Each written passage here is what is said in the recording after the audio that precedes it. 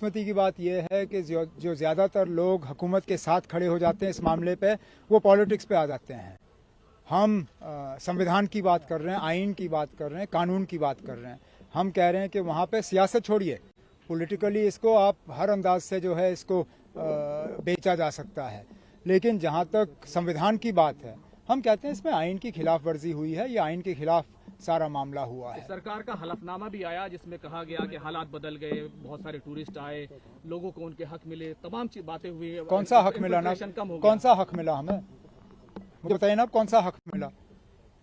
मैं आपको आज अभी रीट्वीट के जरिए आपको सारे आंकड़े दे दूंगा, जिसमें कि एक पत्रकार जम्मू कश्मीर के, उन्होंने बिल्कुल साफ तौर ये साबित किया है कि ये सारा जो इन्होंने डेवलपमेंट की बात छेड़ी है और सारा कुछ जो ये कह रहे हैं 2019 के बाद बदला है, ये सारा गलत है, झूठ है।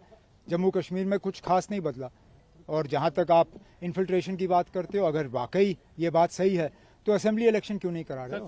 आप क्यों नहीं करा रहे हो? कहीं ना कहीं तो फिर मामले में गड़बड़ है। सर, बीजेपी ये कह रही है कि अब जो हो रहा है वो सब वो लोग गए हैं जिन्होंने आज तक सैकड़ों साल जम्मू कश्मीर को लूटा है, और अब उनकी लूट की दुकानें बंद हो गई थी, इसलिए उनकी दुकानें दोबारा चालू कराने के लिए एक पॉलिटिकल सवाल खड़ा करने की कोशिश है। पॉलिटिकल सवाल, बीजेपी का काम है पॉलिटिक्स करना। पॉलिटिकल जवाब हम उनको देंगे अगर वो मैदान में उतरने की हिम्मत करें। बुजदिलों की तरह वो असेंबली के ये इलेक्शन कमीशन के पीछे क्यों छुपे हुए हैं? ये बड़ा आसान है बीजेपी वालों को। सुने ना, मुझे बात खत्म करने दीजिए। बीजेपी वाले आप लोगों को अपने दफ्तर में बुला के बड़े बड़े बयान देते हैं, हमारे ऊपर बड़े इल्जाम लगाते हैं, बड़े आरोप लगाते हैं, लेकिन लोगों का सामना करने के लिए वो तैयार नहीं है। ये बुजदली है ना। आप सामने आइए, मैदान में हमारा मुकाबला करिए, हम देखते हैं कौन कहाँ पे खड़ा है। जम्मू कश्मीर के अवाम को लेकर कितना बड़ा सवाल अब सुप्रीम कोर्ट के सामने है? शायद आज़ादी के बाद से लेके आज तक सबसे बड़ा सवाल। इतना बड़ा सवाल जम्मू कश्मीर को लेके शायद ही सुप्रीम कोर्ट के सामने आज़ादी के बाद आया होगा, और तभी तो मैं यहाँ ज़िंदगी में पहली बार सुप्रीम कोर्ट आया हूँ। इससे पहले भी जम्मू कश्मीर को लेके केस आए हैं, लेकिन मैं कम से कम मैंने अपनी जिम्मेदारी नहीं समझी कि मैं उस वक्त सुप्रीम कोर्ट आऊँ। आज खुद यहाँ अपने साथियों के साथ सुप्रीम कोर्ट आया हूँ। शायद इसी से आपको इशारा मिलेगा कि कितना बड़ा मामला है ये जम्मू कश्मीर के लिए। बीजेपी के लोग कह रहे हैं कि कुछ भी कर ले, अब 370 गई हुई बात हो गई, अब वापस नहीं आएगा, इस बात को मान लेना चाहिए। सुप्रीम कोर्ट तक मामला है ना। अब जब हम यहाँ पे ये दावा नहीं कर रहे हैं कि हमें पता है कि सुप्रीम कोर्ट के जज क्या फैसला करेंगे, बीजेपी वाले ये दावा कैसे कर सकते हैं? ये तो इंसल्ट है जुडिशरी का। This is tantamount to almost as good as contempt of court. This should be taken very serious note of. The Honorable Chief Justice and his brother judges are on the bench listening to this matter. How can the BJP pronounce judgment before the Honorable Supreme Court has pronounced judgment? This is contempt of court. This is highly unacceptable and objectionable from a responsible political party like the BJP that runs this country today.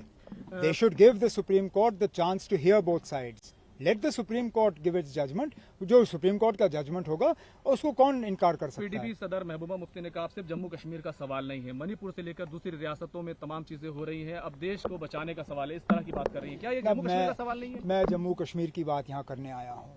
Manipur को लेके हम सब चिंतित हैं। जो परसों गुड़गांव में हुआ उसको लेके हम परेशान हैं। उस परेशानी का हमने इज़हार पार्लियामेंट के बाहर भी किया। मणिपुर की जहाँ तक बात हुई, वो हमारे पार्टी के सदर जनाब फारूक अब्दुल्ला साहब ने बार बार मणिपुर का भी जिक्र किया है, लेकिन आज का मामला जो है वो जम्मू कश्मीर को लेके है। हाँ, इसका असर बाकी रियासतों पे भी पड़ सकता है। जिस तरह उन्होंने आइन को तोड़ मरोड़ के जम्मू कश्मीर का नक्शा बदल दिया, उसको तोड़ दिया, उसको यूनियन टेरिटरी का दर्जा दिया, कल को ये किसी भी रियासत के साथ कर सकते हैं। क्या कोई और रियासत इस चीज़ को तस्लीम करेगी? मिसाल के तौर पे अगर बीजेपी लगातार वेस्ट बंगाल में हारती रही तो उनको कौन रोकेगा वेस्ट बंगाल में ये करने से? वो अपने आप को दोबारा कॉन्स्टिट्यूएंट असेंबली के इख्तियार दे के वेस्ट बंगाल को तोड़ के वहाँ यूनियन टेरिटरी बनाएंगे। तभी तो हम कहते हैं ना, ये ठीक है, ये मामला जम्मू कश्मीर का है, हमसे हमारे साथ जो हुआ सो हुआ, लेकिन बाकी मुल्क में किसी और रियासत के साथ ये नहीं होना चाहिए, उसलिए भी हम ये मुकदमा जो है लड़ रहे हैं। जिस वक्त ये धारा 370 इम्प्लीमेंट किया गया था तो जम्मू कश्मीर से लेकर और पूरे हिंदुस्तान में बीजेपी ने अपनी काफी पेट थपथपाई थी। आपको लगता है कि वो राजनीतिक मुद्दा 370 के अंदर ढूंढने की कोशिश की गई थी? ये उनका पुराना मुद्दा था और मुझे उससे कोई एतराज़ नहीं है। हर पॉलिटिकल पार्टी को अपना हक होता है कि वो लोगों के सामने अपना मौक़िफ़ रखें और उस मौक़िफ़ के बुनियाद पे वो लोगों से वोट हासिल करें। लेकिन जो हुआ जम्मू कश्मीर के साथ हुआ, लेकिन इसमें जम्मू कश्मीर के लोगों की राय नहीं ली गई। यहाँ तक कि जो उस वक्त जम्मू कश्मीर के गवर्नर थे, शायद उनकी भी राय इसमें नहीं ली गई। वो खुद आज कहते हैं, मीडिया के ज़रिए मैंने उनके इंटरव्यू देखे जिसमें उन्होंने कहा कि सुबह उनको फाइल दी गई, कहा गया दस्तखत करो और उसके बाद 11 बजे वो फाइल पार्लियामेंट में प्रेजेंट हुई। अगर जम्मू कश्मीर के गवर्नर के साथ बातचीत नहीं हुई, जम्मू कश्मीर के लोग तो दूर की बात ना, उनसे तो कोई पूछताछ हुई नहीं।